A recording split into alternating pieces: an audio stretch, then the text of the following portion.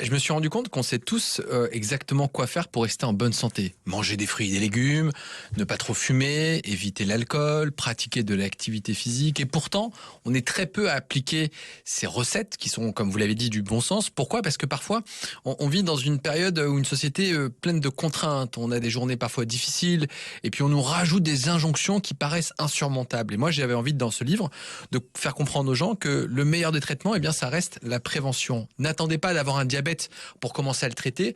Et si on essayait peut-être ensemble d'éviter ce diabète, si jamais on a de l'hypertension artérielle, c'est la maladie chronique la plus fréquente en France, est-ce qu'on ne pourrait pas essayer justement de faire en sorte de la dépister, de l'éviter et de la traiter sans pour autant prendre des médicaments ? Attention, c'est absolument pas un livre anti-médicaments, puisque malheureusement, une fois qu'on a des pathologies, on est obligé exactement d'avoir ce suivi. Mais c'est de se dire, ok, le meilleur des traitements, ça reste la prévention. N'attendons pas d'être malade pour prendre soin de soi. Ouais. Alors effectivement, vous donnez des conseils. Je parlais de l'été parce que c'est le sujet qui nous intéresse aujourd'hui.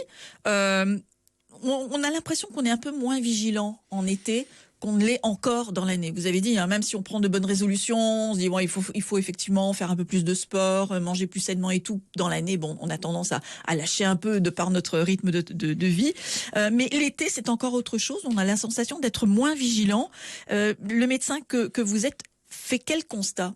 Alors c'est vrai que lorsqu'il fait beau, on a tendance à vouloir plus sortir, vouloir plus profiter, être entre amis. On a aussi les vacances scolaires qui font qu'on va se relâcher. Et puis en plus de ça, on a la fatigue qu'on a accumulée durant toute l'année. Et au moment où on veut décompresser, forcément, c'est là où on va peut-être commettre quelques erreurs. Vous parliez des brûlures sur le barbecue, de l'entorse qu'on peut se faire parce qu'on s'est mal échauffé. On va vouloir se remettre au sport tout d'un coup alors qu'on n'en a pas beaucoup pratiqué durant l'année. Donc on va se blesser pour un oui ou pour un non. Et puis c'est une période où normalement, il y a un peu moins d'infections virales. On tombe un peu moins malade. Alors là, c'est pas tellement le cas en ce moment. Il y a beaucoup de virus, il y a du coronavirus qui revient en ce moment.